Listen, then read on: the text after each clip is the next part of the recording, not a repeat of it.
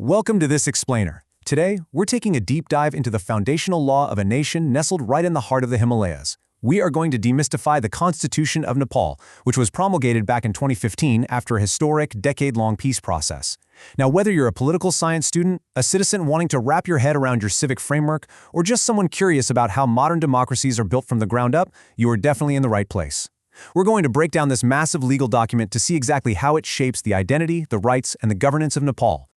Okay, here's our roadmap for today. First, the vision of Nepal. Second, citizenship and your rights. Third, state structure and federalism. Fourth, the executive and legislature. And finally, we'll wrap up with the justice system. Let's get right into it. Section 1. The Vision of Nepal.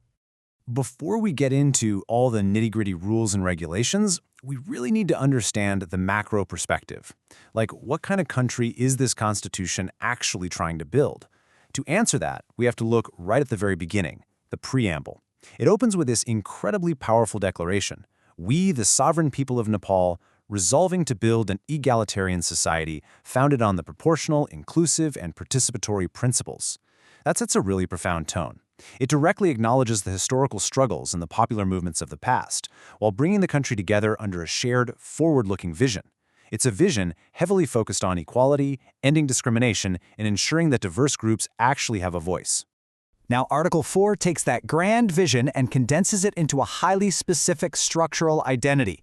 It defines Nepal as an independent, indivisible, sovereign, secular, inclusive, democratic, socialism-oriented, federal democratic republican state. Phew, I know that is a dense string of words, but every single one is a deliberate building block. Secular ensures religious freedom and protects ancient cultures. Inclusive guarantees representation for diverse groups. And federal democratic republican? Well, that permanently shifts the country away from its centralized monarchical past. Literally, every word here is a legal anchor for the nation's new identity. Moving on to Section 2, Citizenship and Your Rights.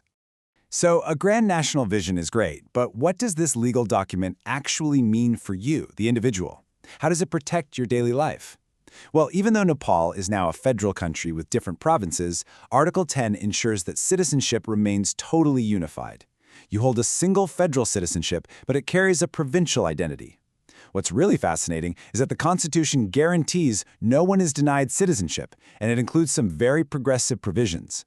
For example, it explicitly allows individuals to obtain citizenship certificates with their gender identity recognized and ensures citizenship can be passed down through either the mother or the father. 31. Just take a second to appreciate that number. From Article 16 all the way down to Article 46, the Constitution of Nepal explicitly guarantees exactly 31 fundamental rights to its people. That is honestly one of the most comprehensive lists of fundamental rights you'll find in any modern constitution today.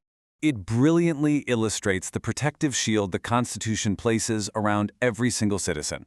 It doesn't just stop at free speech or freedom of movement. We are talking about guaranteeing a clean environment and your right to free basic healthcare, food, and housing. It guarantees the right to live with dignity, to equality, and to justice. It even specifically protects the right of communities to get an education in their mother tongue. On top of that, there are dedicated articles fiercely protecting the rights of women, children, and historically marginalized groups like Dalits, ensuring they have an equal footing in society. But of course, with great rights come great responsibilities, right? Article 48 clearly lays out the 4 main duties of every Nepali citizen. You're expected to safeguard the nation's sovereignty and integrity. You must observe the Constitution and the laws. You gotta step up and render compulsory service if the state ever requires it. And finally, you have to protect and preserve public property. It's very much a two-way street between the individual and the state. Okay, so we've covered your rights and your duties, but let's be real. Words on a page don't mean a whole lot without a system to back them up. So who actually enforces these rights, and how is the country structured to serve you?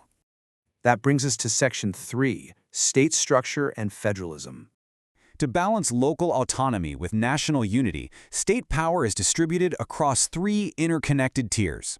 Up top, you have the federal government handling the broad national affairs. Then you have the provincial governments managing things at the regional state level. And finally, you have the local level, made up of village councils, municipalities, and district assemblies, which literally brings governance right to the people's doorsteps.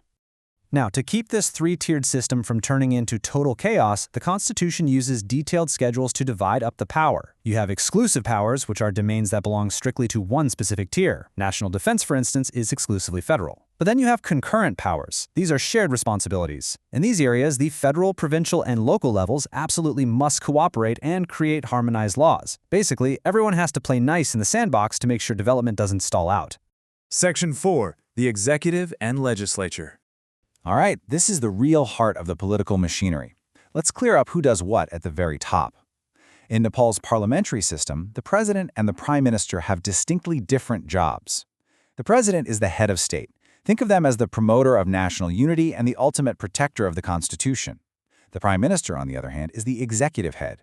They lead the Council of Ministers and are the ones actually running the day-to-day governance of the country. And when we look at the lower house, the House of Representatives, it is super interesting how it's put together. Out of 275 members, they are elected in two entirely different ways to ensure both direct accountability and diverse demographic inclusion. 165 members are elected directly through a first-past-the-post system in specific constituencies. But the other 110 members are elected through proportional representation. This means people vote for political parties, which ensures that women, indigenous groups, Dalits, and other minorities are proportionally represented in parliament. Then you have the upper house, the National Assembly, which sits at exactly 59 members. Now, this is a permanent house, meaning it never dissolves entirely. What's really crucial here is the guaranteed representation. Each province elects its representatives, and the law strictly mandates that this must include women, Dalits, and persons with disabilities. This makes absolutely sure that marginalized voices are a permanent fixture at the highest levels of lawmaking. So, how does an idea actually navigate this whole machine to become a law? Well, it's a rigorous four-step journey. First, a bill is introduced in either house, though money bills always have to start in the lower house. Step 2, it gets thoroughly debated and passed by both houses of parliament. Third, it heads over to the president for certification. And once the president signs off, boom! Step 4, it officially becomes an act.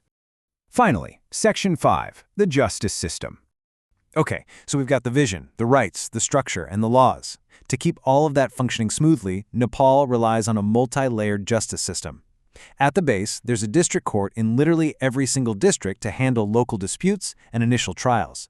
Step up a level, and there's a high court in every province, primarily hearing appeals and protecting regional rights.